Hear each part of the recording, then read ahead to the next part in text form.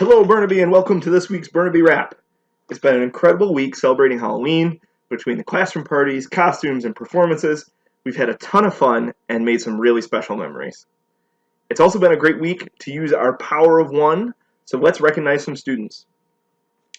First up, Mrs. Yu noticed that Dylan Valentino used his power of one by cheering up a friend that was sad by letting him use his cool red pencil. Mrs. Marvin noticed that James Canales, Nick Green, and Colton Kupka used their power of one by saying hi and being kind and asking how her day is every time they see her in the hallway. And Mrs. Myers noticed that Nora Siragusa used her power of one by being a great sport and congratulating Maddie because she guessed the closest number for the estimation jar. Great job, everyone.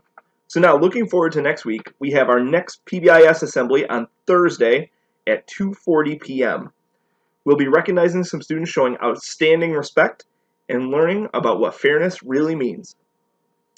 So that's all for now. I'll leave everyone with a reminder to be kind, be true, be you, and a special encore of our Halloween cafeteria performance.